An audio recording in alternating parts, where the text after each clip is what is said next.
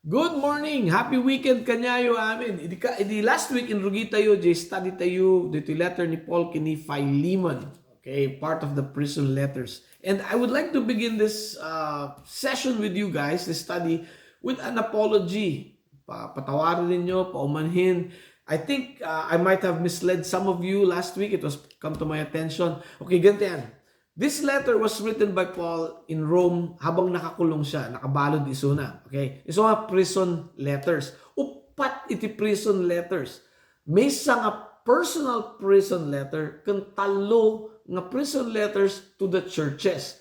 The Ephesus, Philippi, and Colossus. Okay? So, upat the prison letters, talo to churches, and one personal. My apologies for the confusion. But today, we're going to continue with our study from verse 8 in Ghana 16. Before we before we pray, before we read and pray tayo pay. Heavenly Father, thank you titid yung may nga daw nga dalon mi ti sarita yo. May your word, Lord, transform us, to empower us, enlighten us, and encourage us to do the supernatural. In Jesus' name I pray. Amen. Kung napansin nyo, supernatural. Gamit yung title na natin study tayo is Natural versus Supernatural. And hopefully, by the end of our time together, makita yun ang apay nga ito ni Apo Diyos yung title kanya, Natural versus Supernatural. Okay, ang brief summary tayo. Okay, ni Onesimus, slave. Okay, slave. Ti boss na ni Philemon. Ngam timaray ni Onesimus, siguro nagtakaw. Timaray iso na Jerome, aglamang ni Jerome, talaga ito tao. Ngam, nakita na ni Paul. Ni Paul, pakita ni Paul, the gospel kanya na, introduce na ni Jesus Christ. So, kumot ni Onesimus, biyag na kini Jesus Christ, he became a believer. Not only a believer, but a co-worker with Paul in Rome, spreading the good news. Now, ni Paul, kahit na matanga, nasaya at matibiyag ni Onesimus. So, imbaga, nagsubli ka kini Philemon. Okay? No, you make it right with Philemon and make it right with God. Kasi lang dramatic na iting istorya, di ba? Until you realize na no si kang slave ka, timaray ka di amom, the punishment mo, death. Yan. Death iti punishment, the crime of running away from your master. Kat natural right ni Philemon ay papatay na ni Onesimus. Deta ti lintag, deta ti batas. Okay? Tata ni Paul mat, tiket ng aramidan ni Philemon is not to exercise his natural right, but to act in a supernatural way. And what is that supernatural way? To extend forgiveness and kindness to Onesimus. Yan. What a contrast niya from death to kindness. And, dito yung time tayo, we look at 4 supernatural events from Paul and from Philemon dito tinangyari. Ni Paul, he's an apostle. He has the authority of Jesus Christ. Because he has the authority, mabalin na nga ibaon ni Philemon nga, hoy, Philemon, you forgive this Onesimus guy and extend kindness. Mabalin na nga ibaga nga kasjay by the authority given to him of Jesus Christ. Ngam, niya tinaramid ni Paul. Paul did the supernatural thing. He humbled himself.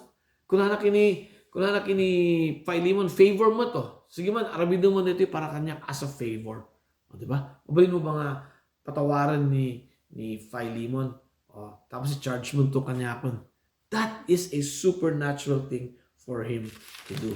Tataki ni Philemon, but the supernatural thing for him to do is to forgive ninaganatayan ni Onesimus and to extend kindness. Inya dito yung extension of kindness. Nagsubli ni Onesimus kini Philemon, han nga slave, ang balin nga brother. Wow, what a contrast din nga.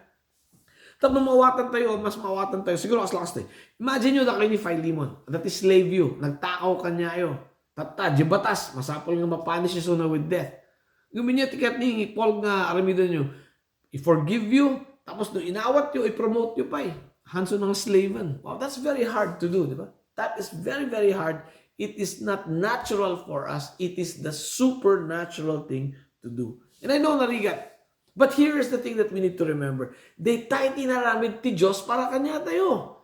Dati tayo mga slaves, di ba? Slaves to sin. Imadayo tayo ti Diyos. Ti punishment, ti sin, death. Nabiro ka na tayo na po Diyos. Nakita tayo ni Jesus Christ. Inawat tayo ni Jesus Christ. And suko tayo tibiyag tayo kay Jesus Christ. We became a believer. God transformed us. O, di ba? And not only has God shown us forgiveness, He has shown us kindness.